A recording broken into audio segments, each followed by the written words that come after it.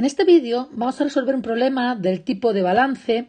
Concretamente es un problema de la prueba de acceso a la Universidad de Andalucía, el modelo del 2020, prueba B. En él nos dice: una joven emprendedora se dedica a la fabricación de determinados productos. A continuación se muestran las cuentas de su empresa al finalizar el ejercicio económico, valoradas en euros.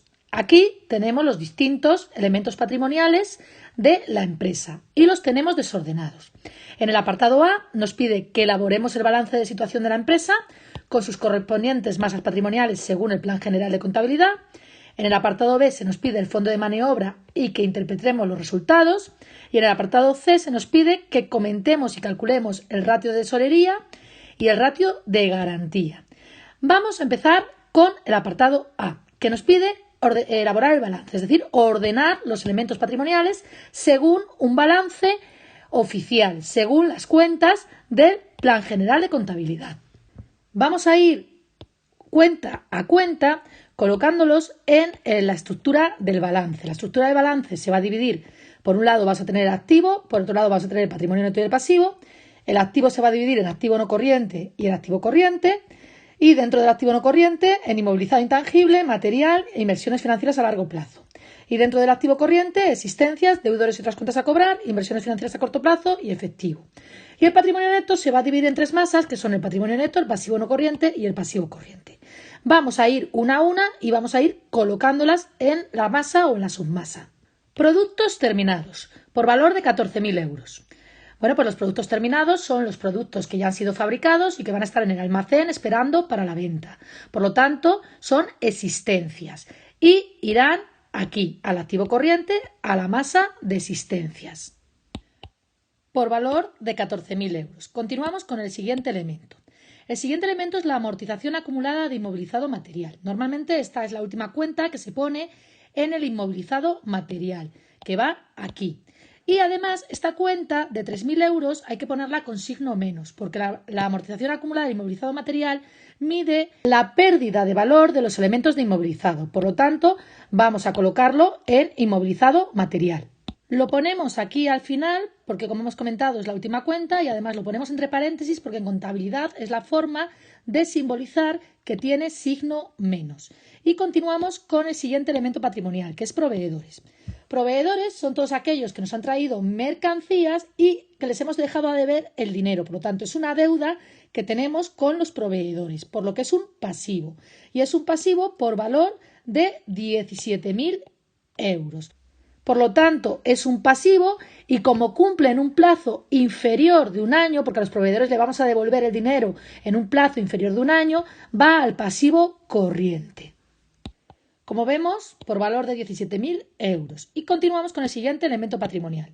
Acreedores por prestación de servicios. En este caso no nos han traído mercancía, sino que nos han prestado un servicio, por ejemplo un fontanero o un electricista, y el dinero se lo hemos dejado a deber. Por lo tanto, es una deuda que tenemos contraída que también se va a pagar en el corto plazo por valor de 800 euros. Por lo tanto, también va al pasivo corriente porque cumple en un plazo inferior de un año, por valor de 800 euros. Y continuamos con el siguiente elemento. El siguiente elemento son proveedores de inmovilizado a largo plazo. Como dice la palabra a largo plazo, va a ser no corriente. Y los proveedores de inmovilizado son las deudas que tenemos contraídas con los proveedores de elementos de inmovilizado. Es decir, nos han traído elementos de inmovilizado que pueden ser maquinaria o puede ser mobiliario y se lo hemos dejado a deber en un plazo superior de un año. Por lo tanto, son deudas, será pasivo y será pasivo no corriente y por valor de 16.800. Y continuamos con el siguiente elemento. El siguiente elemento son equipos para procesos de información. Estos son las inversiones que hemos hecho en elementos informáticos, es decir, en ordenadores, en impresoras, por valor de 2.200 euros. Esto va al activo no corriente, porque los ordenadores van a durar más de un ejercicio económico en la empresa, y dentro del activo no corriente al inmovilizado material, porque los ordenadores tienen presencia física, materialidad. Y continuamos con el siguiente elemento. El siguiente elemento es bancos e instituciones de crédito, cuenta corriente a la vista. Por lo tanto, es el dinero que tenemos en la cuenta corriente en el banco, que se puede utilizar cuando queramos porque es a la vista y por lo tanto se considera efectivo, por lo que va al activo corriente y dentro del activo corriente a la cuenta de efectivo por valor de 900 euros. Y continuamos con el siguiente elemento. El siguiente elemento es deudas a corto plazo con entidades de crédito. Bueno, pues son las deudas con entidades de crédito, por ejemplo, préstamos que vamos a devolver antes de un ejercicio económico. Por lo tanto, como se devuelve en el corto plazo, es pasivo corriente y por valor de 6.400 euros. Seguimos con el siguiente elemento, que es clientes. Clientes son los derechos de cobro que tenemos sobre los clientes, que tienen esa categoría de clientes. Es decir, los clientes nos deben dinero y nos deben dinero por valor de 2.300 euros. Como es un derecho de cobro, es activo. Como los clientes nos van a devolver el dinero en el corto plazo, es activo corriente y irá a la cuenta deudores y otras cuentas a cobrar. Irá aquí y por valor de 2.300 euros. Y continuamos con el siguiente elemento. El siguiente elemento es maquinaria. Maquinaria son las máquinas que se han comprado en la empresa. Por lo tanto, es una inversión, es material y es a largo plazo, por lo que pertenecerá al activo no corriente y dentro del activo no corriente al inmovilizado material, por valor de 28.000 euros. Y continuamos con el siguiente elemento. El siguiente elemento es el resultado del ejercicio. El resultado del ejercicio es el beneficio neto que se ha obtenido en el ejercicio y por lo tanto va a formar parte de los recursos propios, porque son recursos que se han generado en la empresa y por valor de 1.000 euros irá al patrimonio neto. Y continuamos con el siguiente elemento. El siguiente elemento es efectos a pagar a corto plazo. Como pone a pagar, son deudas y como pone corto plazo, son deudas corrientes. Por lo tanto, es pasivo corriente. Por valor de 2.000 euros. Irá al pasivo corriente. Y continuamos con el siguiente elemento. El siguiente elemento es caja a euros, es decir, es el dinero que está en la empresa líquido. Por lo tanto, pertenece a la cuenta de efectivo, por valor de 200 euros. En la cuenta de efectivo, que pertenece al activo corriente, a la submasa efectivo. Y pasamos al siguiente elemento. El siguiente elemento es mobiliario. Mobiliario son los muebles que hay en la empresa, es decir, se ha invertido en muebles en la empresa y hay muebles por valor de 1.800 euros. Es una inversión a largo plazo porque dura más de un ejercicio económico y es material, por lo tanto pertenece al activo no corriente a inmovilizado material. Y continuamos con el siguiente elemento, materias primas. Las materias primas son las existencias que tenemos de materias primas, por lo tanto va a la cuenta de existencias en el activo corriente por valor de 3.600 euros. Irá al activo corriente a la cuenta de existencias. Y continuamos con el siguiente elemento y último elemento, que es el capital por 6.000 euros. El capital son las aportaciones de los socios en una empresa que no es sociedad. Por lo tanto, son recursos propios e irá al patrimonio neto por valor de 6.000 euros. Una vez que he acabado con todos los elementos de la tabla, lo que vamos a hacer es sumar los distintos grupos, las distintas submasas y luego haremos el total de las masas, el total del activo y lo mismo con el patrimonio neto, el pasivo no corriente y el pasivo corriente. Vamos a empezar a sumar. Inmovilizado intangible, como no hay, no ponemos nada. Inmovilizado material. Tendremos que es la suma de 2.200 más 28.000 más 1.800 menos la amortización acumulada, que es 3.000, por lo que nos da 29.000 euros. La cuenta inversiones financieras a largo plazo no tenemos ningún elemento, por lo cual no ponemos nada, pero daría 0. La cuenta de existencias es la suma de 14.000 y 3.600, que nos da 17.600. Seguimos con deudores y otras cuentas a cobrar, que tenemos un elemento patrimonial por 2.300 euros, por lo que da 2.300 euros. Inversiones financieras a corto plazo no tenemos, por lo que no ponemos nada. Y efectivo tenemos 900 de banco más 200 de caja, que son 1.100. Una vez que hemos sumado las submasas, vamos a sumarlas para calcular las masas patrimoniales. El activo no corriente, como solamente hay inmovilizado material, pues suma 29.000.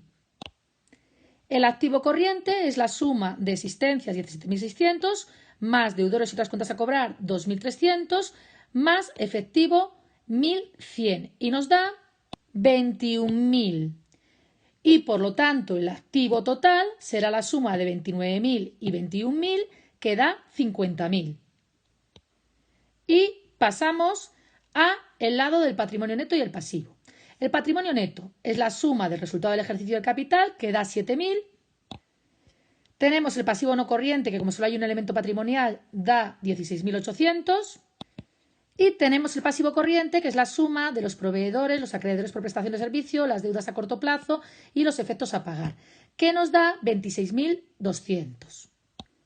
Una vez que tengo las submasas, las sumamos y tenemos el total del patrimonio neto y el pasivo, que nos da 7.000 más 16.800 más 26.200, nos da 50.000. Que como vemos nos da lo mismo que el total del activo, por lo que el balance está cuadrado. Eso quiere decir que no hay cuentas del activo en el lado del patrimonio neto del pasivo o que no hay cuentas del patrimonio neto del pasivo en el lado del activo. Por lo tanto, es una primera señal de que no nos hemos equivocado, aunque sí nos hemos podido equivocar verticalmente. Bien, continuamos con el apartado B. En el apartado B se nos dice que calculemos el fondo de maniobra e interpretemos el resultado obtenido. El fondo de maniobra se calcula como el activo corriente menos el pasivo corriente.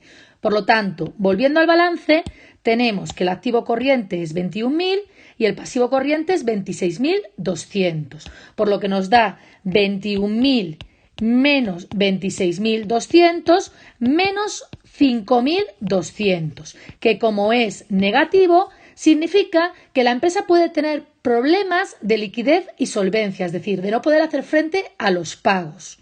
Cuando hablamos de solvencia es solvencia a corto plazo, es decir, que vengan pagos, que vengan deudas que cumplan en el corto plazo y no tengamos dinero suficiente como para cubrirlas. Por lo tanto, la empresa estaría en una situación o en una posible situación de suspensión de pagos. ¿Por qué podemos estar en esta situación? Porque una parte del activo no corriente se está financiando con capitales a corto plazo. Por lo tanto, puede ser que cumplan ciertas deudas a corto plazo y no tengamos con el activo corriente suficiente como para hacerles frente.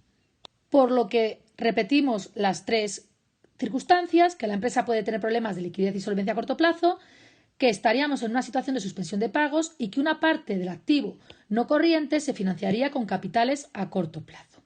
Continuamos con el apartado C, que nos pide que calculemos y comentemos el ratio de tesorería, es decir, el realizable más el disponible entre el exigible a corto plazo y el ratio de garantía o el activo total entre el exigible total. Vamos a calcularlos. Cuando tenemos el ratio de tesorería, nos dice que es el realizable más el disponible entre el exigible a corto plazo. La palabra exigible significa pasivo, por lo cual pasivo a corto plazo es el pasivo corriente. Y el realizable son los derechos de cobro que tenemos, es decir, los clientes, 2.300 euros. Por lo tanto, tenemos 2.300 del realizable más 1.100 del efectivo entre el pasivo corriente, que es 26.200. Lo que nos queda 0,13. ¿Qué significa este 0,13? Significa que si la empresa no vende nada, es decir, no vende ninguna asistencia, puede hacer frente al 13% de las deudas. Por lo tanto, consideramos que es un ratio un poco bajo y que la empresa puede tener problemas de liquidez en el corto plazo. ¿Cómo se puede resolver este problema de liquidez? Pues se puede pedir más tiempo a los acreedores, o se puede pasar deuda a corto plazo y convertirla en el largo plazo, o se puede vender elementos de inmovilizado que no estén siendo utilizados, o se pueden acelerar las ventas mediante promociones. Por lo tanto, si la empresa entrara en suspensión de pagos, tendría que tomar alguna de estas medidas. Continuamos con el ratio de garantía, que es el activo entre el exigible o pasivo total. Tenemos que el activo es 50.000 y que el pasivo total es la suma del pasivo no corriente más el pasivo corriente, es decir, 16.800 más 26.200, que nos da 1,16, ¿Qué significa este 1,16? Significa que la empresa con su activo puede cubrir 1,16 veces las deudas o el pasivo. Esta empresa quiere decir que responde frente a las deudas con 1,16 veces el pasivo, por lo tanto no es demasiado, por lo que puede tener problemas en principio de poca confianza o de no ser muy solvente, por lo que puede tener problemas de solvencia. Lo que tendría que hacer la empresa para intentar resolver estos problemas de solvencia o esta poca garantía es ver cuáles son los problemas que tiene la empresa, si tiene problemas de costes, porque a lo mejor no tiene unos costes bajos, o si tiene un problema de que no está vendiendo lo suficiente, o que tiene muchos activos improductivos y quizás tenga que vender alguno. Y, en último caso, podría solicitar una ampliación de capital. Y con esto hemos acabado el ejercicio.